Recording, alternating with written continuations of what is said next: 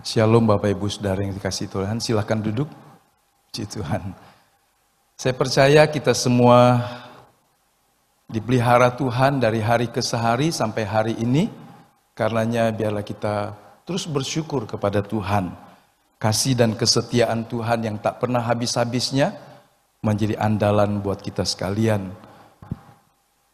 Shalom juga buat Bapak Ibu yang ada di rumah masing-masing, yang sampai saat ini kita masih bisa berbakti meskipun dalam protokol yang kita harus taati.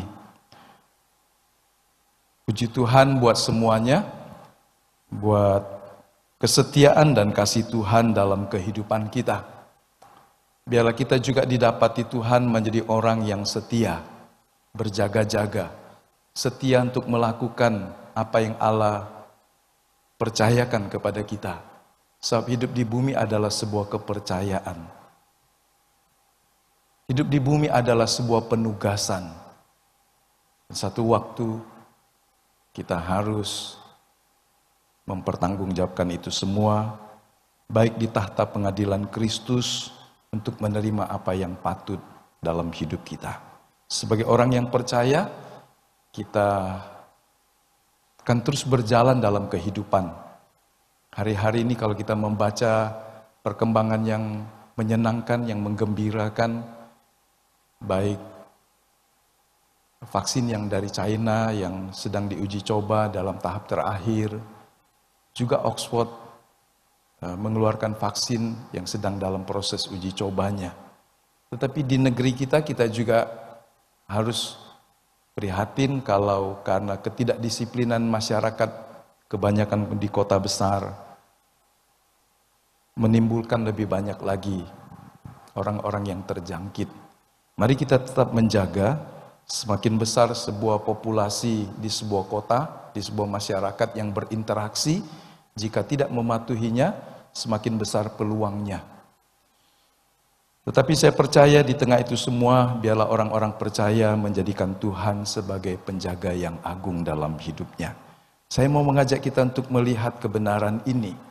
Ini sebuah gambar yang terambil, yang aktual. Mungkin berbeda dengan pada waktu pemazmur menuliskan mazmur ini.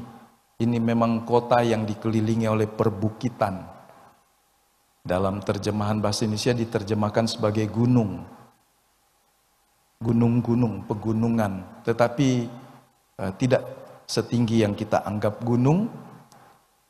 Karenanya beberapa terjemahan yang lain dalam versi bahasa Inggris menerjemahkan sebagai perbukitan. Bukit-bukit, memang ada bukit Zaitun, ada bukit-bukit yang lain di dalamnya. Mari kita membaca Mazmur 121 ayat yang pertama sampai ayat yang ke-8.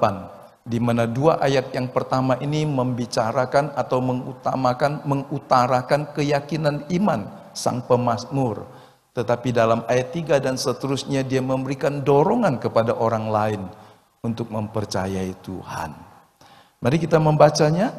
Aku melayangkan mataku ke gunung-gunung, dari manakah akan datang pertolonganku? Pertolonganku ialah dari Tuhan yang menjadikan langit dan bumi. Ia tidak akan membiarkan kakimu goyah, penjagamu tidak akan terlelap. Sesungguhnya tidak terlelap dan tidak tertidur penjaga Israel. Tuhanlah penjagamu, Tuhanlah naunganmu di sebelah tangan kananmu.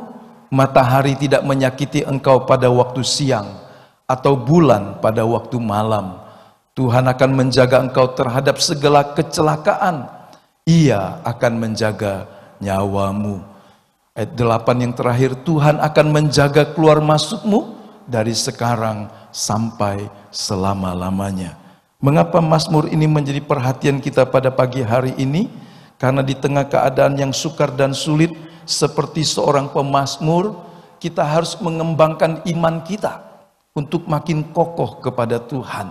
Sebab hari-hari ini seperti yang Tuhan khawatirkan. Kalau anak manusia datang kali yang kedua, apakah ia akan mendapati iman di bumi? Rutinitas yang kita jalani selama berjalan dengan baik sangat mungkin menggeser iman kita kepada Tuhan. Bukanlah hal yang terlalu berlebihan kalau kita berkata orang percaya.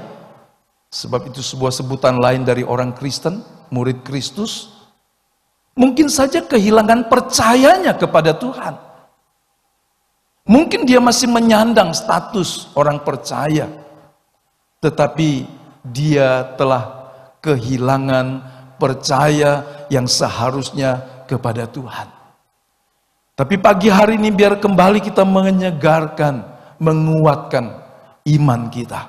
Supaya kita tetap menjadikan Tuhan sebagai tempat di mana kita berlindung dan bernaung. Jangan pernah lupa dia adalah penebus. Dia adalah majikan. Dia adalah pemilik dalam hidup kita. Dia adalah raja yang berkuasa dalam seluruh hidup kita. Baik hidup kita sekarang sampai nanti. Entahkah kita sehat atau kurang sehat. Atau bahkan sampai kita melepaskan raga kita. Dia tetap mengasihi kita dan kita adalah miliknya buat selamanya. Mazmur 121 seperti juga mazmur-mazmur yang lain.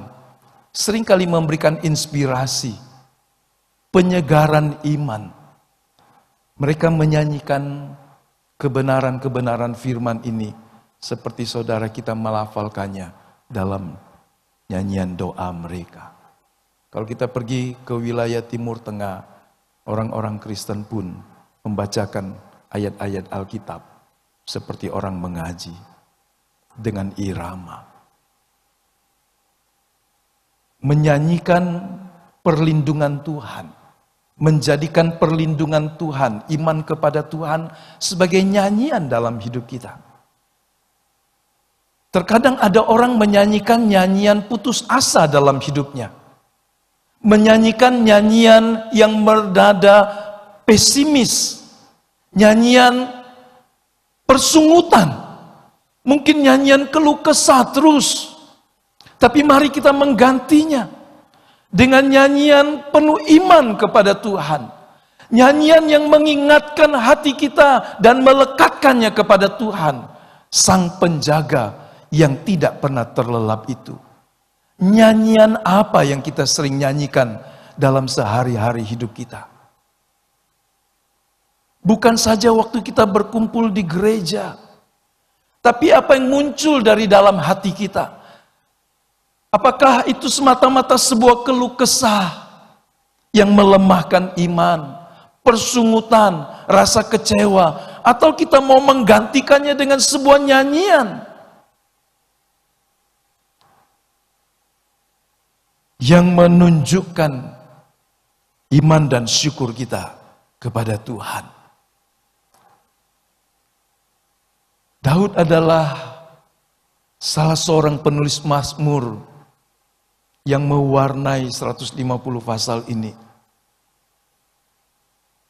Tetapi banyak juga pemazmur-pemazmur yang lain. Tetapi tatkala seorang ada dalam himpitan dan tekanan dalam perjalanan hidupnya,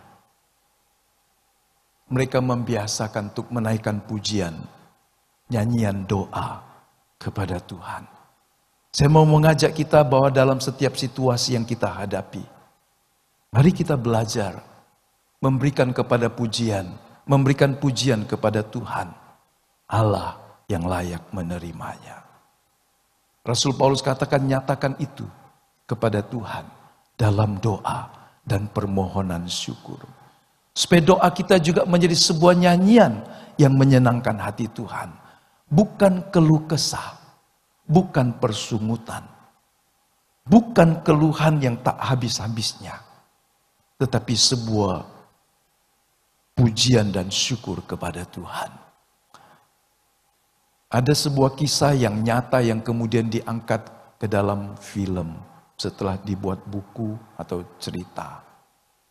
Sebagian memang dalam film ini tidak nyata, disesuaikan. Tetapi sejatinya inti dari kisah ini benar. Ada seorang kapten dari sebuah negara di Austria, memiliki 7 anak, dan istrinya sudah mati. Ada seorang biarawati muda yang kemudian karena dia senang menyanyi, senang musik, kepala biaranya menyuruh dia untuk menolong keluarga yang sudah kehilangan ibu ini. Faktanya dia sebetulnya hanya mengurus anak yang paling kecil. Tapi dalam film dia mengajari semua anaknya dari yang besar sampai yang kecil. Saya tidak bermaksud menceritakan filmnya, tetapi bahwa salah satu lagu yang dinyanyikan, karena ini sebuah film yang katanya sangat fenomenal, sehingga orang pergi ke Salzburg di Austria hanya untuk melihat tempat-tempat yang indah di sana. Salah satu nyanyiannya adalah ketika sang suami dalam pergumulan, dia menyanyikan dari Mazmur 121. Maria ini menyanyikan nyanyian yang menguatkan iman. Kalau Anda dalam keadaan sukar dan sulit, nyanyikanlah nyanyian iman kepada Tuhan. Setuju Bapak Ibu? Ganti nyanyian-nyanyian senandung-senandung keluh kesah dan persungutan dan tiada syukur itu dengan nyanyian iman. Nadanya bisa terserah kita. Betul? Tidak harus kita menjadi seorang pencipta lagu, penyanyi untuk menyanyikan nyanyian syukur. Tidak harus kita punya suara yang merdu. Apa yang kita punya, kalau kita mempersembahkannya dengan syukur kepada Tuhan, di atas dasar kebenaran firman bahwa dia adalah penjaga yang setia, penjaga yang agung. Nyanyian kita menyukakan hati Tuhan dan tentu saja memberikan kelegaan. Gereja Lutheran juga mempunyai tradisi pada waktu baptisan dan pemakaman menyanyikan Mazmur ini. Memang ada yang lain juga membacakan Mazmur 23. Tetapi maksud saya bahwa Mazmur 121 adalah sebuah mazmur yang indah. Bukan karena kata-katanya, tetapi karena kepada siapa mazmur itu ditujukan. Ada lagu yang bagus, enak dinyanyikan, enak didengar, tetapi tidak membangkitkan iman kita. Ya kan? Ada orang suka nyanyi, aku masih seperti yang dulu. Dia tidak memandang ke depan pada harapan-harapan yang baru, tapi lebih kepada menoleh ke belakang. Yang pertama, bagaimana kita bisa menikmati perlindungan penjaga yang agung itu. Mari belajar melihat dengan iman yang fokus kepada Dia. Sangat manusiawi kalau di tengah masalah, pada umumnya, kita lebih fokus kepada masalah, apalagi masalah itu berat. Beberapa orang tidak bisa tidur karena masalah yang berat. 2 minggu yang lalu saya menyinggung tentang distres dan eustres. Distres adalah sebuah tekanan yang membuat hormon-hormon kita tidak seimbang. Yang membuat kita menjadi tertekan, yang membuat kita kehilangan sukacita. Dan itu juga membuat tubuh kita menjadi sakit. Tapi eustress adalah sebuah tekanan yang memacu kita untuk bisa naik lebih tinggi. Menjadi lebih baik, lebih terampil, lebih ahli, dan sebagainya. Mari kita mengelola tekanan dalam hidup. Bukan untuk membiarkan tekanan itu menyeret kita pada lembah. Tetapi biarlah tekanan itu membuat kita bangkit. Sehingga tiap tekanan itu menghasilkan ketekunan dan pengharapan kepada Tuhan. Jadi ini sesuatu yang umum. Lebih fokus kepada masalahnya daripada memandang Tuhan. Jadi kalau kita ingin menikmati perlindungan Tuhan, belajar untuk fokus memandang Tuhan. Kenapa? Sebab jika kita terus memandang masalah, maka masalah akan terlihat makin hari makin besar. Dia menjadi raksasa yang menakutkan. Selama kita tidak fokus kepada Tuhan, maka kita tidak mungkin mengharapkan perlindungan Tuhan. Mungkin terlalu kecil ya di sini ya. Masih terbaca sampai ke belakang, Bapak Ibu? Ya. Kalau matanya kurang jelas, bisa pindah ke depan, karena satu baris di depan ini masih kosong. Ya. Semakin kita fokus kepada masalah kita, masalah itu seperti semakin mendominasi pikiran kita, menekan kita, kehilangan sukacita, damai sejahtera, kehilangan selera makan, tidak ada semangat untuk menjalani kehidupan dan melanjutkan tugas-tugas kita. Dan kita tidak mungkin mengharapkan perlindungan Tuhan kalau kita fokus kepada masalah kita. Contoh Petrus waktu dia mulai tenggelam adalah setelah dia tidak lagi memandang kepada Kristus, Tuhan yang ada, tetapi dia lebih melihat dan merasakan angin, ombak, dan percikan air. Alkitab berkata ketika dia merasakan itu, fokusnya beralih. Tidak lagi kepada Tuhan sepenuhnya, yang membuat dia bisa berjalan untuk beberapa jauh. Tetapi dia lebih membuka pikirannya. Pikiran adalah sebuah area peperangan, medan pertempuran, yang kalau kita tidak menjagainya dengan firman, dengan kebenaran-kebenaran Allah, maka pikiran akan membuat orang jadi lemah. Karena Alkitab berkata, berubahlah engkau oleh pembaharuan. Berubah akal budi kita, pikiran kita diperbaharui. Sebab seperti kita berpikir, seperti itulah kita. Jadi ke arah mana pandangan kita tujukan.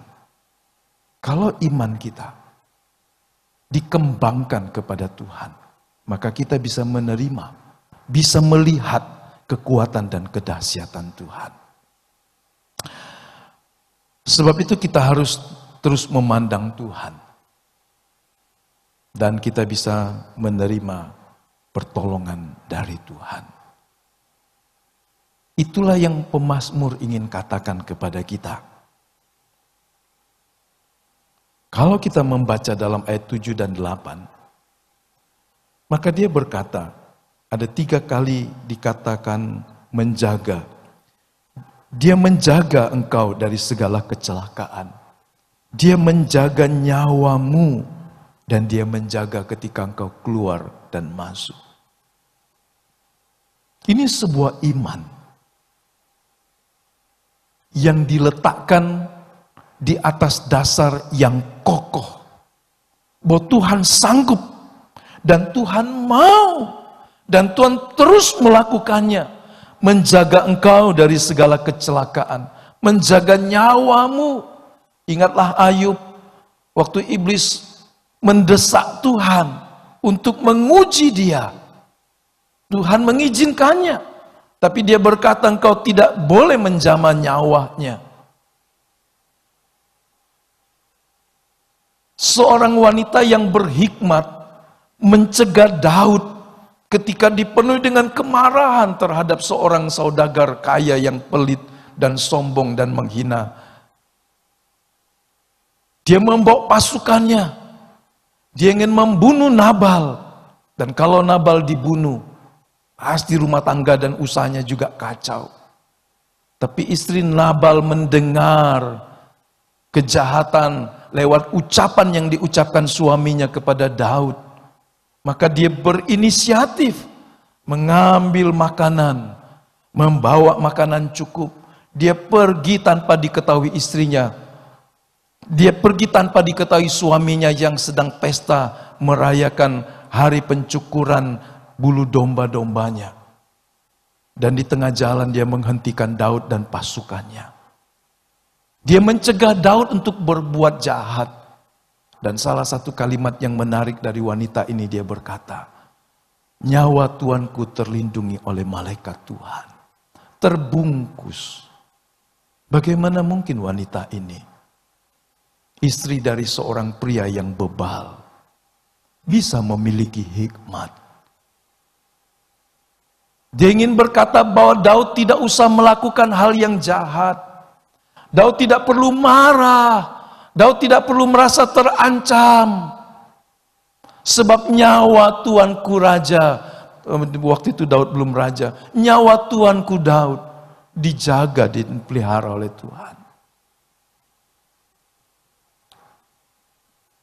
Allah menjaga kehidupan kita karena kita adalah miliknya. Setiap kita kalau punya milik yang berharga pasti menjaganya. Betul? Bahkan sampai diumpamakan orang percaya yang ditebus itu seperti biji matanya Tuhan. Itu bagian dari tubuh yang kecil tapi sangat sensitif sehingga kita menjaganya. Kalau kita punya harta yang berharga, kita pasti menjaganya.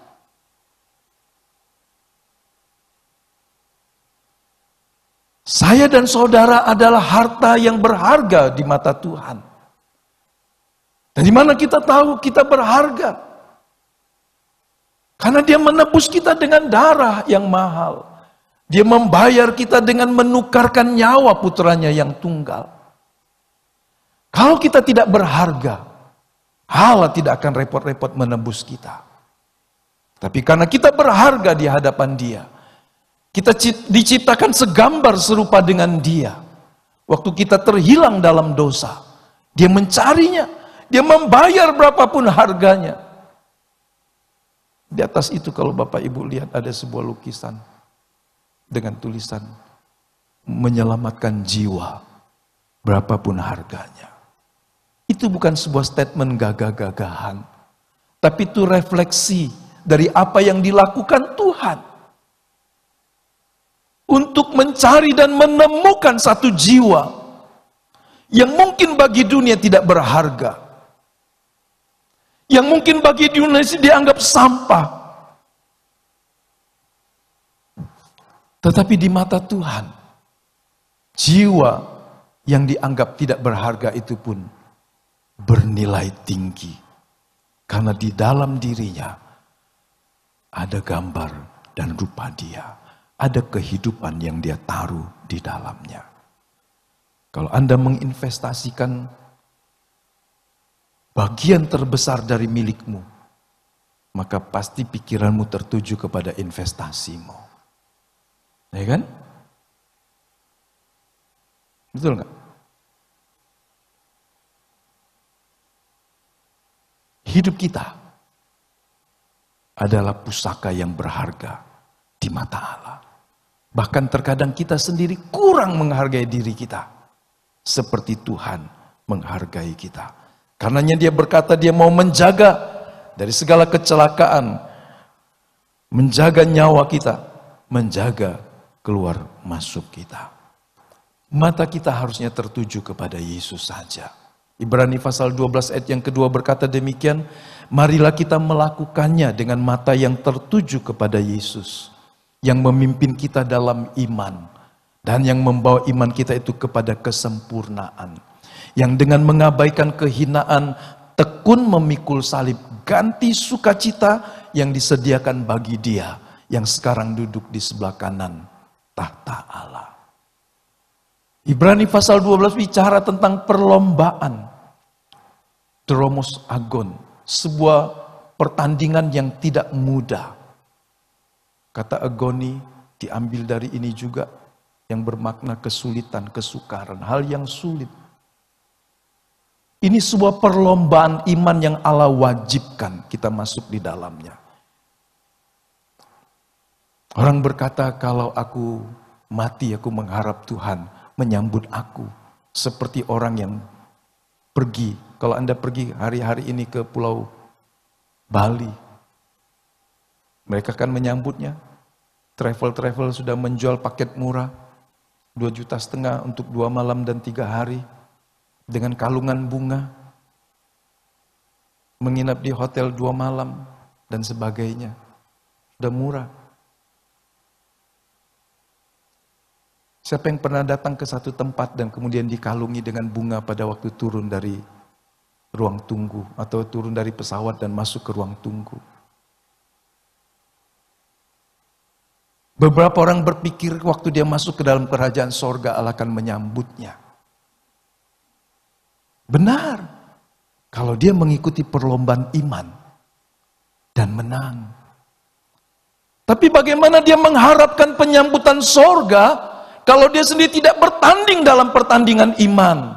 Kalau dia bertanding tetapi tidak menyelesaikannya, dia seperti atlet yang didiskualifikasi karena melakukan kesalahan dan pelanggaran. Dia seperti peserta lomba yang tidak menyelesaikan tugasnya sampai akhir. Bagi peserta yang seperti ini, tidak mungkin ada kalungan bunga.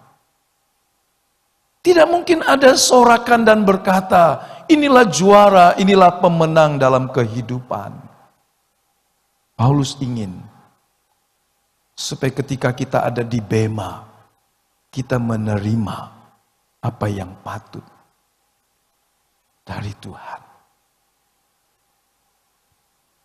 Kalau di bumi orang mencari mahkota, pujian, award, atau juga reward. Tapi award dan reward yang terbesar dan terbaik, yang tidak akan layu, adalah award dan reward dari Tuhan.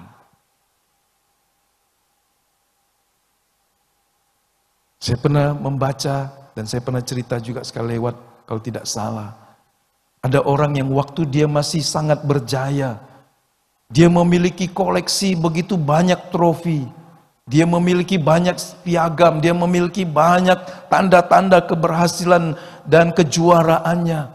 Tapi waktu dia tua, dia sakit seorang diri. Semua tabungan habis. Semuanya tidak ada apa-apa lagi. Dan dia menjual satu gerobak tanda-tanda kebesaran di masa lalunya. Dan orang bingung, kenapa dijual? Sayang, bukankah ini gambaran dari sebuah prestasi yang dikejar dan dicapai dan diusahakan dengan sangat bersusah payah?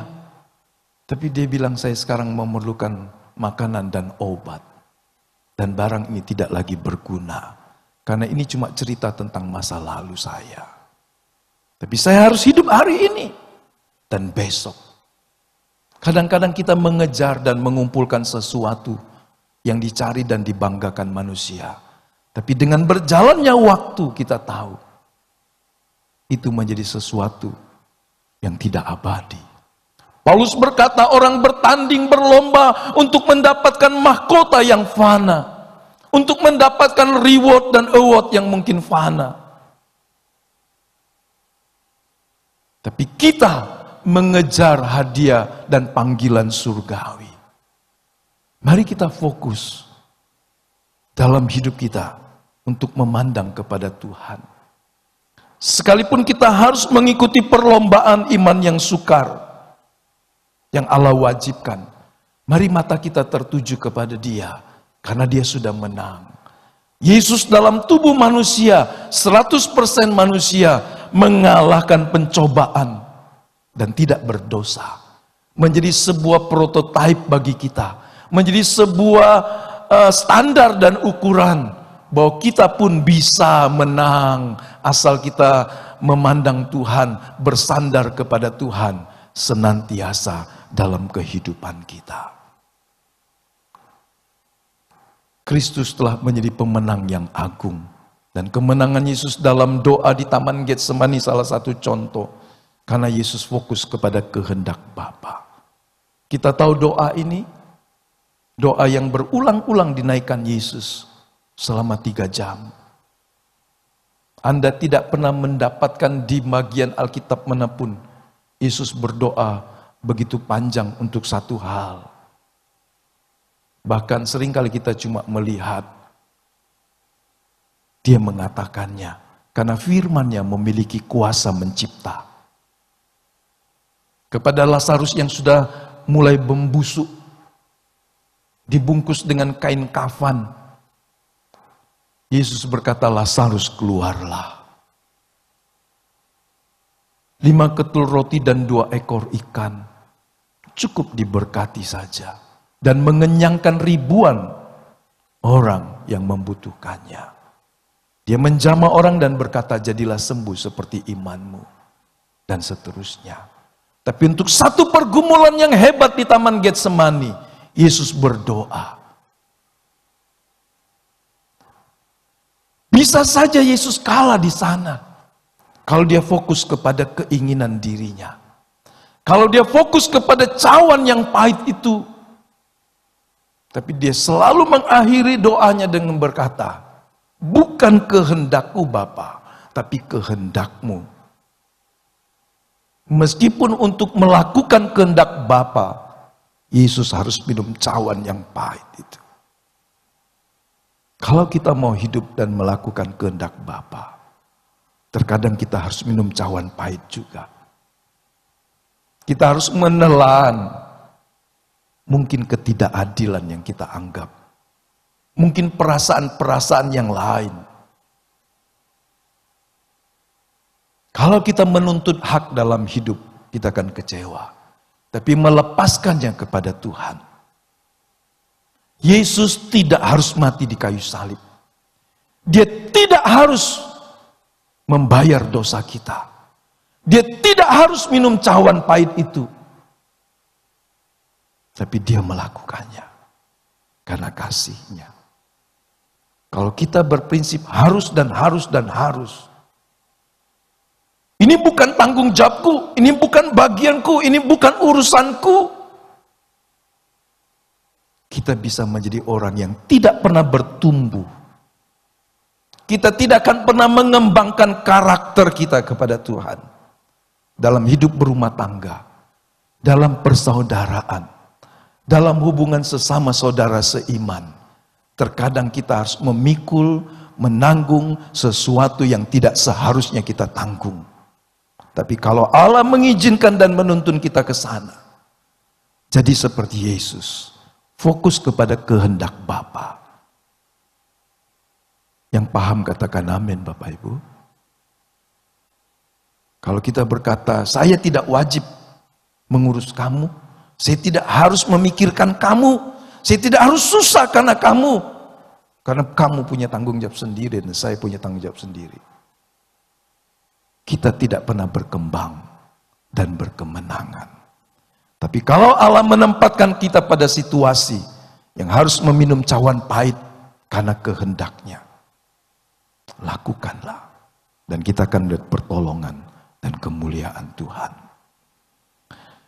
Berikutnya kita lihat bahwa selama kita tertuju kepada Yesus, manfaatnya kita menerima kelepasan dari ketakutan dan kelemahan. Dan berganti dengan damai sejahtera. Dan keberanian muncul dalam hidup kita. Kata berani itu tidak milik pria kekar yang berkumis dan tangan yang hebat. Kata berani itu juga bisa menjadi bagian dari orang yang dianggap makhluk yang lemah. Karena ini tidak bicara tentang keberanian fisik, tapi ini bicara tentang keberanian iman. Keberanian yang timbul karena kepercayaannya kepada Tuhan. Dia berani melangkah dalam hidup yang tidak pasti. Dia berani melangkah karena Tuhan yang menjadi penjaga dan perlindungnya. Dia berani berjalan meski tidak melihat sesuatu yang nyata. Waktu Abraham dipanggil Tuhan untuk menuju ke kota dan ke wilayah yang mungkin dia tidak pernah tahu. Dia membawa keluarganya. Bagaimana kalau dia harus menjawab pertanyaan? Bapak Abraham, Tuan Abraham, kemana kita akan pergi? Ke negeri yang dijanjikan Tuhan. Di mana itu Bapak Abraham? Aku nggak tahu. Saudara bisa bayangkan? Mengikuti pemimpin yang yakin Allah memimpin dia ke satu negeri yang dijanjikannya. Tapi di mana? Nggak tahu. Apakah seketika? Tidak. Dalam pengembaraannya, Abraham mengembangkan imannya kepada Tuhan.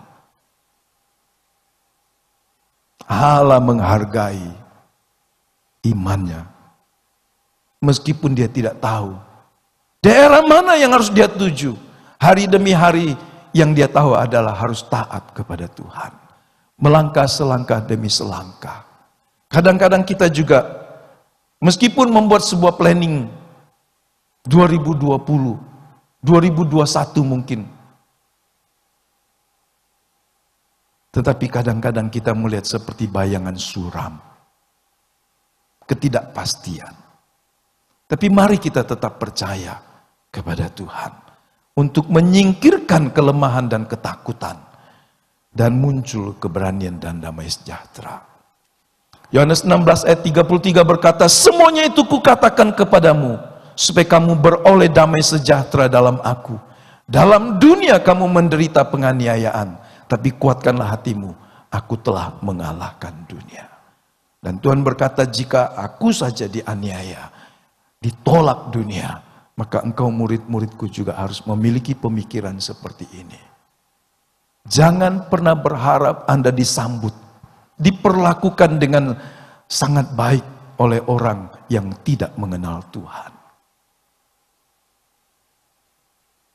Kadang-kadang kita tidak mendapat perlakuan yang pantas. Tapi jangan kecil hati. Bahkan setelah Anda melakukan hal yang baik, yang berguna, orang mungkin tidak berterima kasih dan menghargai Anda. Tapi tetaplah meresponinya dengan baik dan benar.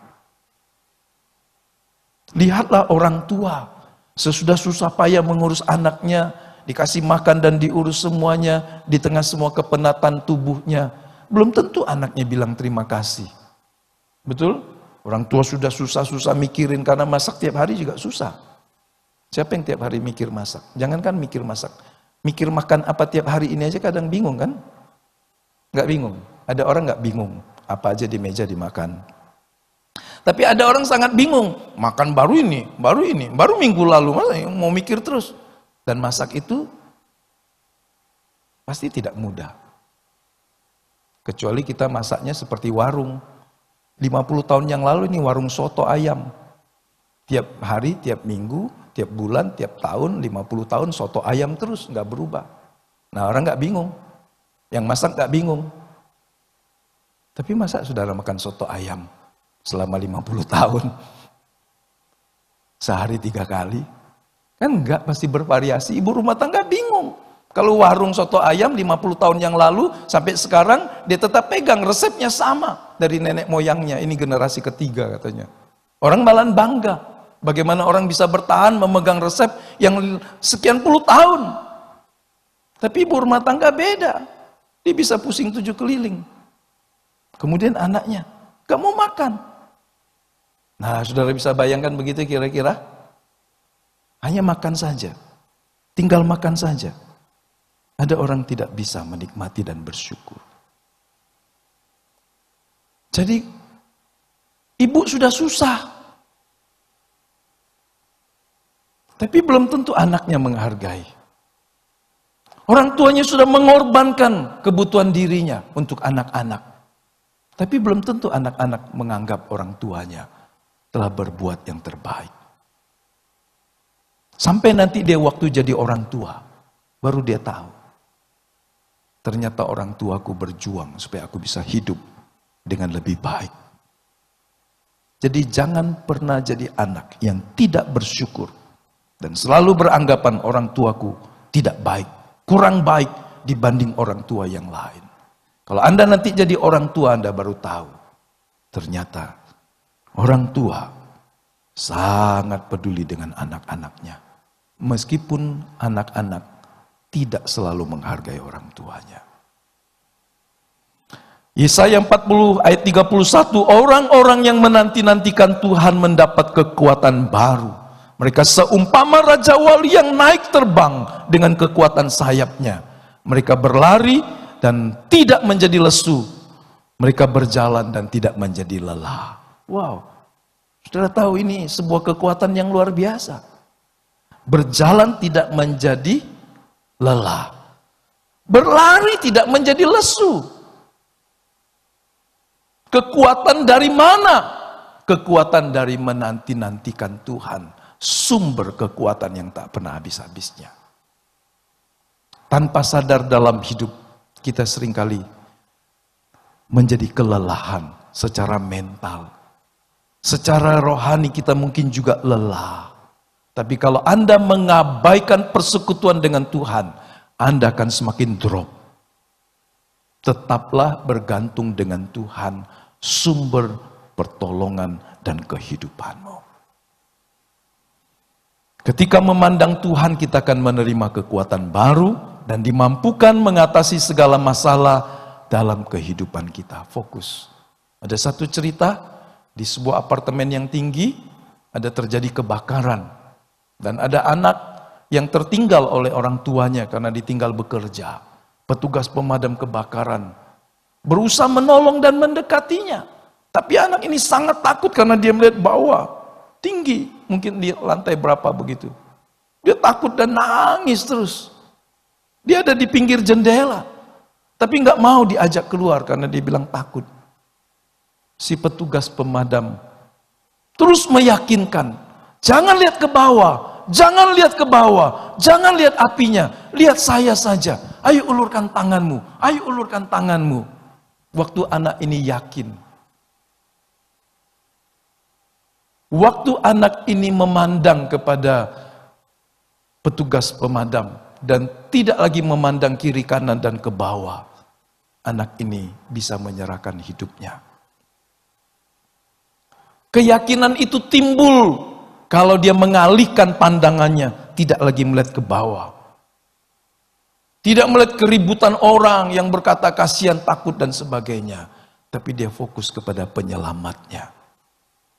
Sehingga dia mulai menaruh dan menyerahkan tangannya. Tuhan ingin menolong kita.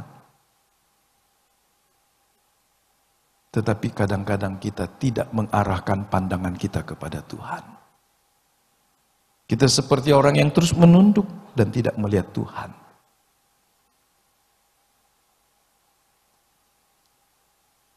Hal yang kedua yang harus kita lakukan untuk mendapat perlindungan Tuhan adalah berserah dalam doa. Sebab doa yang sungguh-sungguh pasti mampu mengusir kekhawatiran dan ketakutan. Kita pernah dikirimi artikel yang anak berkata kepada orang tuanya, "Mama, kenapa berdoa terus? Padahal kita tidak jadi lebih kaya, makanan tidak lebih banyak," dan seterusnya. Dia bilang, doa memang tidak membuat kita langsung dapat uang, nak. Tapi doa dapat melepaskan kekhawatiran mama. Doa dapat mengusir ketakutan mama. Doa bisa membuat mama bisa bangkit dan seterusnya. Kalau kita harus berdoa setiap hari, setiap waktu bahkan, kita tidak langsung menerima imbalan manfaatnya. Tetapi doa yang sungguh-sungguh akan mengusir ketakutan dan kekhawatiran kita kepada Tuhan. Kenapa Tuhan masih memberikan rasa khawatir dalam hidup kita? Walaupun dia tidak ingin kita dikuasai oleh kekhawatiran itu. Sebab kekhawatiran dapat membuat orang datang kepada Tuhan. Kekhawatiran bisa membuat orang melompat lebih tinggi dari persoalan dan pergumulannya. Dalam Filipi pasal 4, Paulus berkata, "Janganlah hendaknya kamu khawatir tentang apapun juga, tetapi nyatakanlah dalam segala hal keinginanmu kepada Allah dalam doa dan permohonan dengan syukur." Kita tahu bahwa Allah mendengar doanya sampai hari ini. Allah mau memperhatikannya. Mari kita menyerahkan kekhawatiran dan ketakutan kita kepada Tuhan. Kadang-kadang kita bisa khawatir, ya kan? Atau selalu khawatir. Ada yang kadang-kadang khawatir, ada orang selalu khawatir. Melangkah khawatir, enggak melangkah tambah khawatir. Betul? Keluar khawatir, enggak keluar tambah khawatir juga. Tetap khawatir juga. Tidur khawatir, enggak ini. Dia terjaga, dia juga khawatir. Hidup kita bisa khawatir. Tapi serahkan kekhawatiran kita kepada Tuhan. Kenapa sih selalu ada khawatir? Tanda kita masih manusia biasa yang butuh Tuhan. Kalau kita nggak ada khawatir lagi, ada sesuatu yang sudah salah dalam hidup kita. Tapi jangan membiarkan kekhawatiran menguasai kita. Ayat 7 berkata, "Damai sejahtera Allah yang melampaui segala akal akan memelihara hati dan pikiranmu dalam Kristus." Ingat Rasul Paulus ini pernah dipenjara juga di kota Filipi. Walaupun cuma 1 malam. Karena dia mengusir setan dari seorang wanita yang dipakai oleh majikannya untuk melakukan praktek sihir. Tetapi surat kepada jemaat di Filipi ditulis Paulus waktu dia sedang dipenjara di kota Roma. Inilah surat-surat yang memberikan kekuatan. Sedangkan dia sendiri mengalami kesusahan. Sehingga surat kepada jemaat di Filipi Selalu berkata sukacita, sukacita, dan sukacita. Tapi yang nulis sebetulnya menderita. Apakah ini sebuah hal yang bohong? Tidak. Dia mengatasi ketakutan dan kekhawatirannya dengan menyerahkan hidupnya kepada Tuhan. Rasul Paulus yang dipenjara di Roma ini menuliskan banyak surat-surat penggembalaannya. Salah satunya kepada jemaat di Filipi. Untuk mereka tidak ditekan, dikuasai, dan dihancurkan oleh ketakutan dan kekhawatiran. Jadi pengakuan ini menegaskan kebenaran itu. Meskipun tubuh Paulus dipenjara di Roma, tetapi rohnya merdeka untuk berserah kepada Tuhan.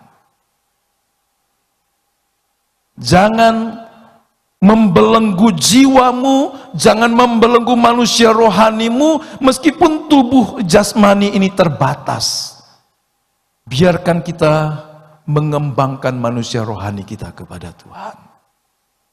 Sebab di mana ada roh Allah, di situ ada kelegaan, karena ada kemerdekaan. Biar roh kita dimerdekakan. Bapak Ibu tahu siapa ini? Ini presiden ke-16 dari Amerika Serikat. Dia menjadi presiden di tengah keadaan yang masih sangat sulit. Bagian utara dan selatan berperang yang dikenal civil war, perang saudara, perang sipil. Dan ini orang yang memang sangat, salah satunya sangat terkenal. Di Springfield, Illinois ada museum yang dibuat untuk menghormati Presiden Abraham Lincoln. Dan apa yang menarik dari Abraham Lincoln? Banyak ya, di museumnya banyak benda-benda bersejarah pasti.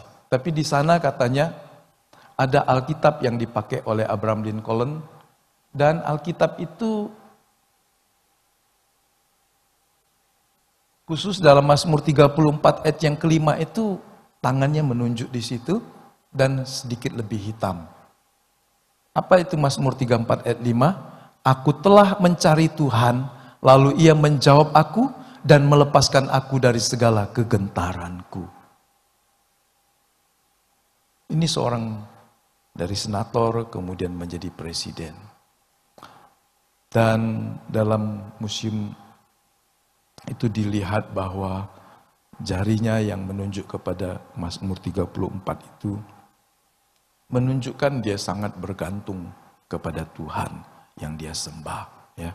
Dalam perang ini, perang civil war ini, Abraham Lincoln ingin menghapuskan perbudakan, tetapi pasti tidak mudah.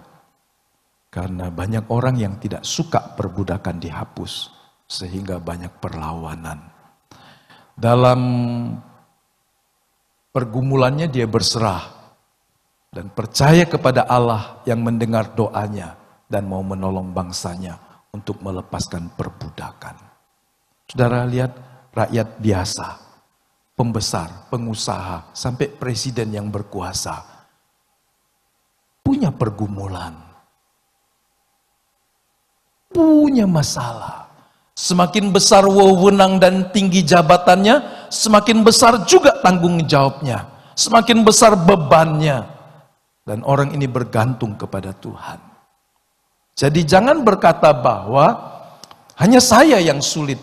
Enggak, banyak orang yang sulit tanpa kita tahu. Bahkan mungkin lebih sulit dari kita. Tapi bedanya mereka mengarahkan pandangannya kepada Tuhan. Bergantung kepada firman yang tidak pernah berubah itu. Yang ketiga, bagian terakhir. Bagaimana kita bisa menikmati perlindungan dan penjagaan Tuhan. Mengiring dia sambil mentaatinya. Lagu yang diinspirasi dari satu keluarga yang satu persatu dianiaya sampai mati. Karena tidak mau menyangkal imannya. Melahirkan satu lagu yang bagus. Mengiring Yesus keputusanku. Mengiring Yesus keputusanku. Saudara, kalau kita pernah mendengar kisah ini, pasti menggetarkan, mengharukan. Orang ini satu persatu anggota keluarganya dianiaya, dibunuh sampai mati di depan matanya. Dan orang berkata, kalau kau tidak lepaskan imanmu, kalau kau tidak sangkal imanmu, Mereka mati. Dari istrinya, anak-anaknya, sampai terakhir dia sendiri. Tapi dia berkata, aku tidak mungkin meninggalkan Tuhan. Kalau orang baru susah sedikit tinggalkan Tuhan. Kalau orang baru sedikit kekurangan dan sakit penyakit melupakan Tuhan. Ingatlah lagu ini. Bisa nyanyi lagu ini? Mau nanti nyanyi lagu ini? Ya kalau nggak punya waktu cukup kita nyanyi di rumah. Nyanyilah setiap hari. Mengiring Yesus keputusanku. Mengiring Yesus keputusanku. Mengiring Yesus keputusanku. Ku tak ingkar, ku tak ingkar. Jangan ingkari. Karena dia mengasihimu sampai mati. Ya. Nah, saya salah. Warna kuning pasti enggak terang. Kita perlu perlindungan dari Tuhan. Tapi bukan diam, pasif. Melainkan kita harus melangkah, berjalan maju, mengikuti Tuhan. Enggak tahu yang di rumah kelihatan jelas enggak? Karena di desktop tuh layarnya terang. Saya lupa masih. Ya, kalau pasti pakai zoom dikompres, mungkin saja tidak terang. Tapi saya berharap Bapak Ibu masih bisa membacanya. Nah, firman Tuhan merupakan terang dan pelita bagi perjalanan kehidupan kita. Firman-Mu itu pelita bagi kakiku dan terang bagi jalanku. Mazmur 119 ayat 105. Jangan pernah lupa ini, dia menjadi terang bagi jalan-jalan kita. Waktu kita sumpek, waktu kita rasa samar-samar dan gelap, ingatlah firman. Kita menang jika kita mentaati firman Tuhan. Sebab ayat 165 berkata, besarlah ketentraman pada orang-orang yang mencintai Taurat-Mu, tidak ada batu sandungan bagi mereka. Dalam versi NIV dikatakan nothing can make them stumble. Stumble stone ini sebuah tantangan, sebuah sandungan yang bisa membuat orang berdosa atau jatuh. Orang yang mencintai Taurat-Mu hidup tentram tanpa ketakutan, tanpa kejatuhan dalam perjalanan. Kenapa? Karena Tuhan jagai dia. Waktu dia mau melenceng, Tuhan ingatkan dia. Itu keuntungan kalau Anda mencintai Tuhan. Mengiring dia dan sambil tetap mentaatinya. Ada satu kisah. Ini orang yang hidup di India. Sangat dikenal. Ini seorang Sikh. Waktu umur 16 tahun. Dia percaya kepada Tuhan Yesus. Sebab Tuhan menunjukkan dirinya dan kemudian dia mengalami zaman hidup yang luar biasa. Sikh itu atau agama yang dipeluknya sangat keras ya. Tapi dalam pergumulannya dia merasa keyakinannya yang selama ini tidak membuat dia merasa damai dalam pencarian akan keselamatan bagi jiwanya. Dan pada waktu dia sudah mengalami kebingungan dan putus asa, Tuhan menampakkan diri. Dan dia menjadi percaya kepada Kristus di umur 16 tahun. Jadi saudara, orang-orang yang hebat dipakai Tuhan itu adalah orang-orang yang meresponi Tuhan dari masa mudanya. Orang tua bisa dipakai Tuhan. Tapi kalau terlalu lama menunda respon, dia kehabisan waktu yang terbaik untuk melayani Tuhan. Jangan cegah dirimu. Jangan cegah anak-anakmu waktu mereka membuat keputusan untuk mengasihi dan melakukan kehendak Tuhan dari waktu yang paling dini. Minggu kemarin kita belajar itu. Ingat Tuhan dari sejak yang paling dini. Jangan berkata nanti kalau sudah selesai kuliah, nanti kalau sudah kerja, nanti kalau sudah berkeluarga baru cari Tuhan. Anda terlambat. Cari Tuhan selagi masih sempat. Cari Tuhan dalam usia yang paling dini. Jadi orang ini hidup di 1889 dan kemudian meninggal tanpa kejelasan di 1929. Sadhu itu guru agama. Salah satunya cirinya pakai baju kuning. Tidak punya uang, dia bisa makan hanya dari belas kasihan orang. Ya. Dia seringkali melintasi gunung Himalaya. Himalaya yang bersalju tinggi untuk penginjilan. Dalam sebuah kisah, salah satu kisah di sebuah musim dingin, banyak tumpukan salju di mana dia harus tetap melintasi jalan itu. Dan dia bersama teman pelayannya susah berjalan karena saljunya sangat tebal.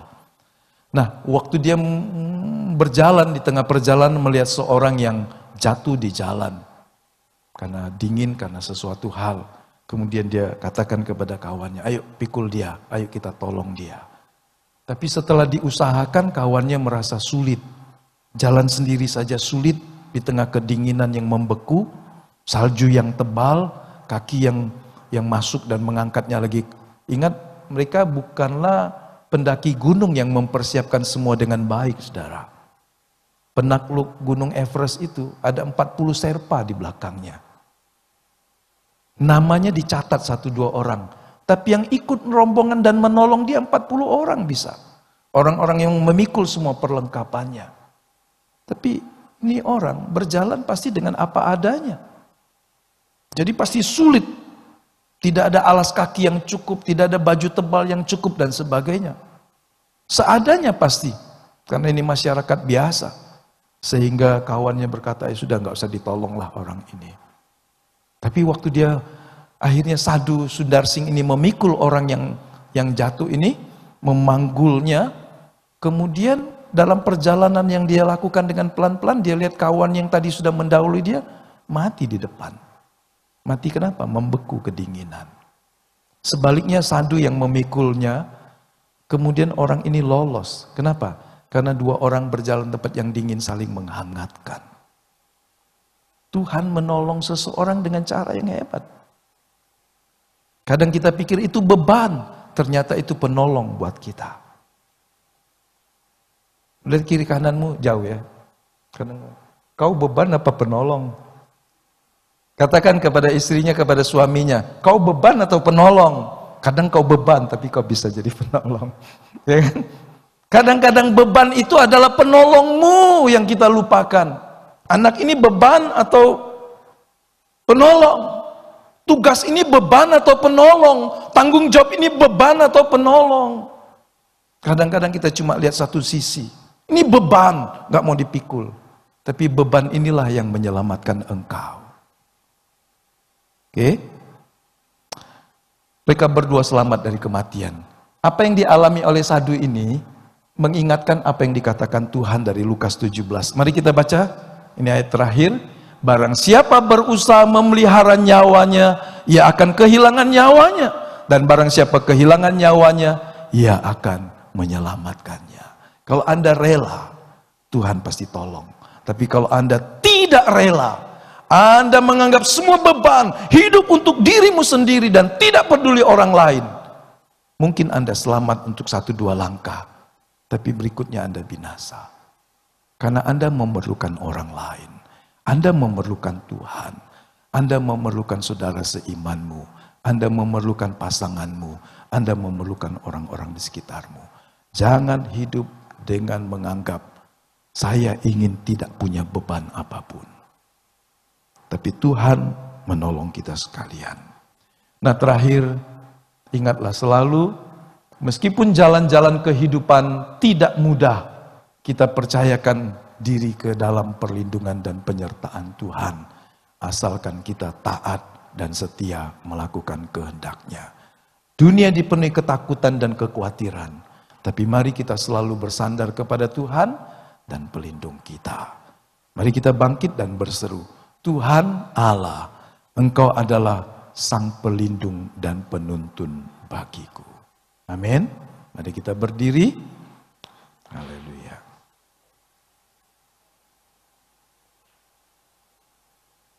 Adakah di antara kita yang mengalami keadaan-keadaan yang sukar dan sulit? Mari arahkan pandangan kita kepada Tuhan.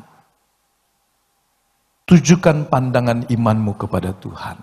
Berserah dalam doa dan taati Tuhan sambil terus melangkah.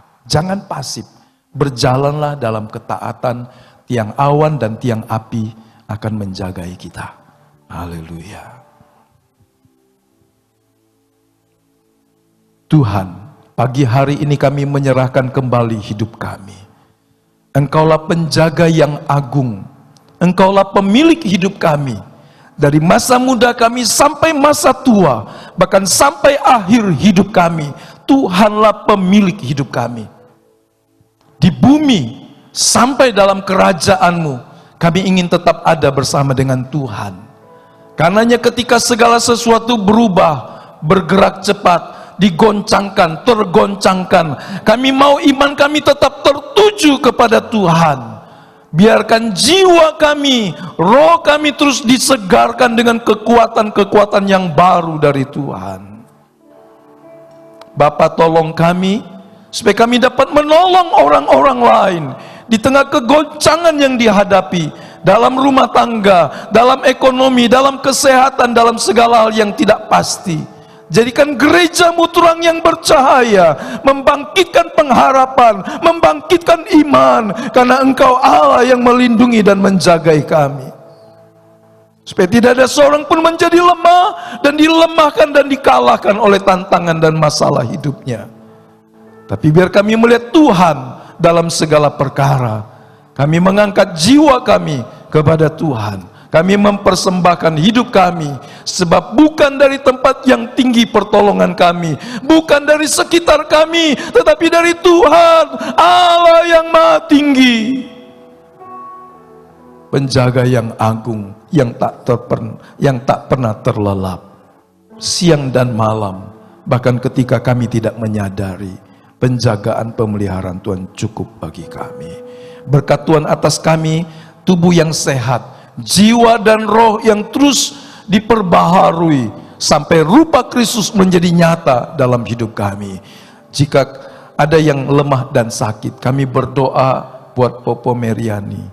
Tuhan menjamah, menolongnya, memberikan kekuatan dan kesembuhan, membangkitkan kekuatan dari Tuhan, memberikan imunitas dan kesehatan yang sempurna baginya dan bagi setiap orang-orang yang sudah tua. Kami berdoa biarlah Tuhan menolong orang-orang yang sudah sepuh lanjut usianya, tetapi imannya tetap membara di dalam hatinya, sebab kekuatan datang dari Tuhan.